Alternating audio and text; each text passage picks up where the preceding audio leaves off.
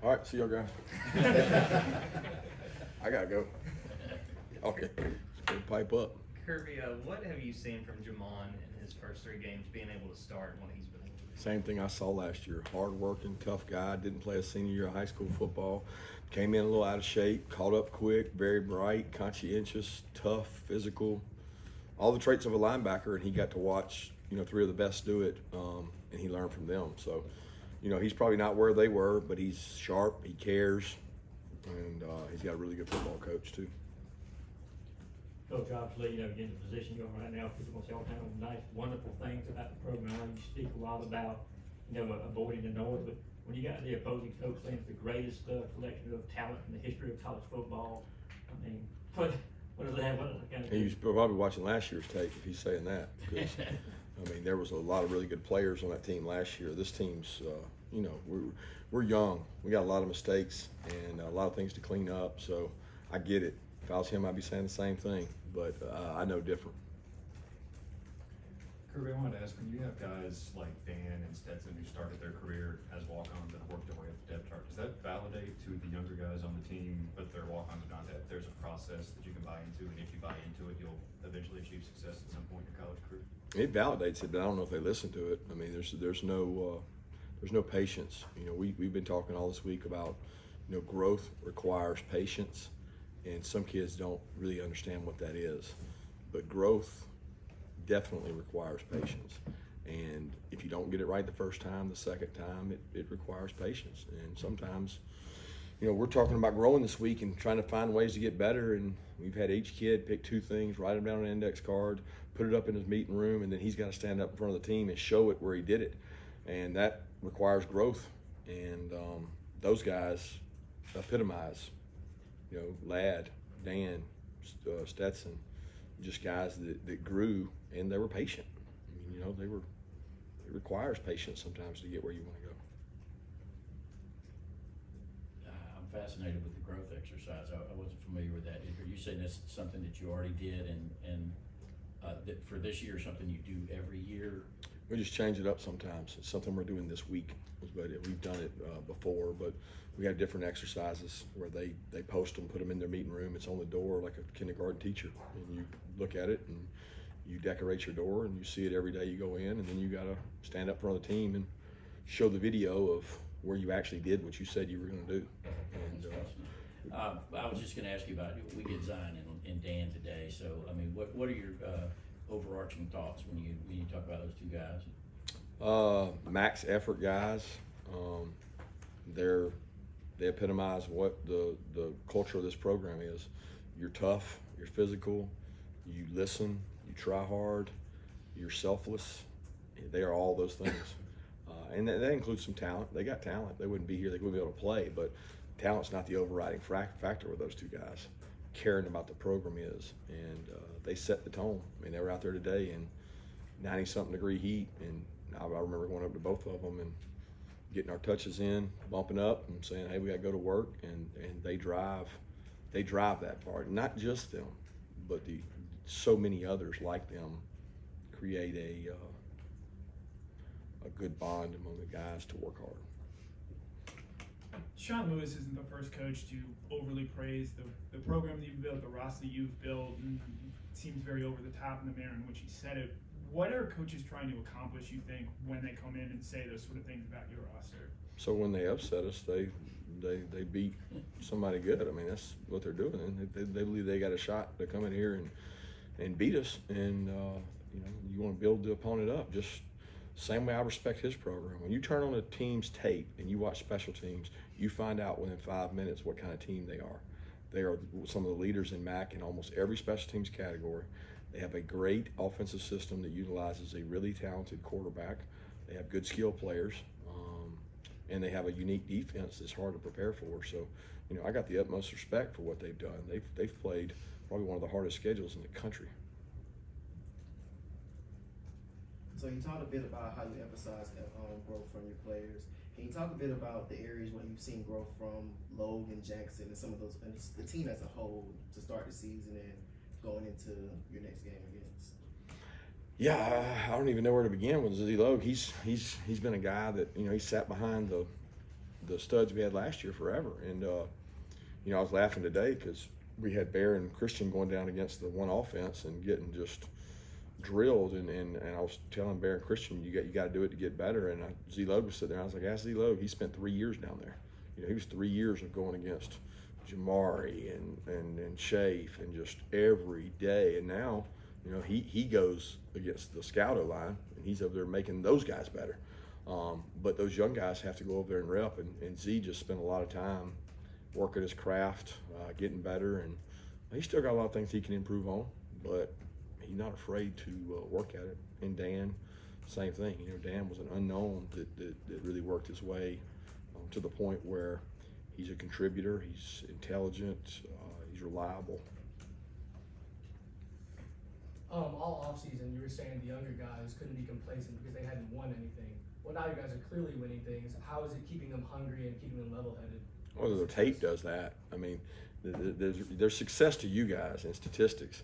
There's not necessarily success for us. And you watch a tape and you cut a guy free. You watch a tape and a guy didn't do his job. He didn't strike the right guy. We gave up a gap. I mean, again, guys, there's no perfect defense or perfect offense that we've played.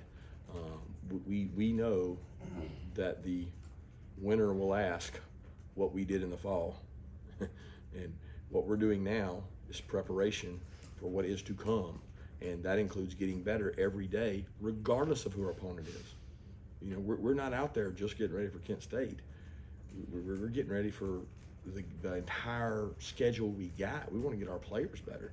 You know, we're trying to get guys better for the first game next year because we got some guys that may not play this year. So we're in the development business, and we do that really hard. We're not caught up in statistics or where we are right now because it really doesn't matter. You know, they may get it outside from you guys and read it, but they're not hearing about it over here. Kirby, do you think the defense is as good as the stats indicate, or they've been maybe helped by the offense field position wise this year? I don't know that. I think that the lead, the scoring on offense has made other offenses play us differently. And, you know, we haven't been in one of those kind of games yet where it's, you know, when you get into a 2-score, 3-score lead, sometimes it puts a lot of pressure on the other side of the ball on the offense. It allows you to play looser at times on defense too. But, I mean, our guys go against that offense every day. So it definitely prepares us better to go against good people. But, you know, our defenses are preparing every day like they're getting ready to play the best offense ever that week because we know that day can be coming anytime in the future. And we got a lot of guys that need to improve on defense. I continue to say that. Y'all continue to talk about defensive statistics, and I just keep talking about having to improve. Kirby, when you think back to recruiting Malaki Starks, what were some things from him, I guess, character and personality-wise that made you think, one, he'd be a good fit for the program, and two, maybe a guy that could contribute as early as he has? Oh, he's a great kid. He has a wonderful family, very disciplined parents. He was raised in a great family home. I mean, you knew right away he has respect. When he walks in to talk to you, he looks you in the eye, yes or no, sir, does what he's supposed to do. And we already knew he was a tremendous athlete. He ran really fast, jumped really high when he was a 9th grader here. And I talked to his dad that day, and we knew he was going to be some kind of special player. Just didn't know, you know, how good he would be, and I still don't think we know. And just like he found out today on the practice field, there's a lot of things he can improve on and work on. He's got to get better.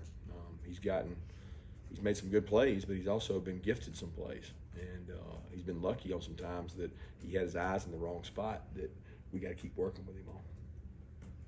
Coach, I think it was yesterday you talked about Darnell and the way he's able to displace other players.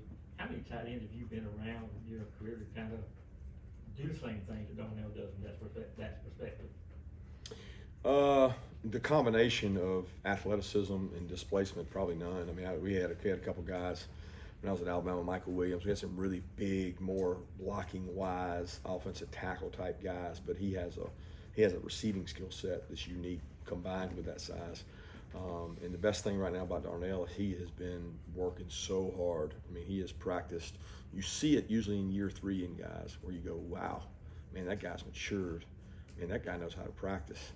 that guy knows how to push himself, and they kind of start trusting that if I go really hard during the week, the game will be easy. And I've seen more of that of Darnell this year, and it's really, you're able to see it in the game because he doesn't get tired, he pushes, he makes plays. Just what you made of your safety play so far this year, especially I think they've got 5 of your 6 turnovers. Why they've been able to have so much success creating turnovers for this team? Pressure. Pressure causes turnovers. That's it. It's not just when you got a guy flushed out of the pocket, he's running for his life, he's moving, he doesn't have a clean pocket. He simulates pressure. He thinks there's pressure. There's a backer coming. This guy's coming. They don't know what's going on. You create doubt, and they make mistakes.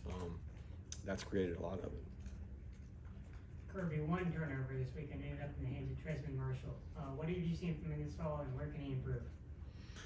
Well, I think his 2 goals were to continue to work conditioning level. He's a guy that struggled conditioning level, and that was one of his big improvement things. Can he play more snaps? Could he play a whole game if he had to? He's been a rotational guy. We want him to improve that, and then some of his box fits are things he can improve. But we've really been pleased with how he's played. And he's played well. He's earned the right to roll in there and play. He's been a good player since he's been here. And to be honest, last year he would have played with those 3 guys, but he stayed. He had the injury bug, and it's really important that he stays healthy. Coach, what has Gunner Stockton shown you when it comes to running that scout team this year? Poise, great arm talent.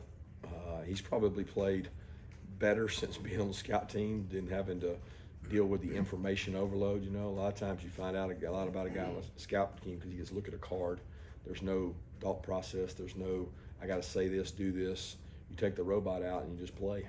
And he's played well on the scout team. A lot of those kids that came over there with us, there's no pressure because you're not in trouble if you mess up. You just go play. And same way, we pick defensive guys at scout team. They look at a card, and a lot of times they play faster that way.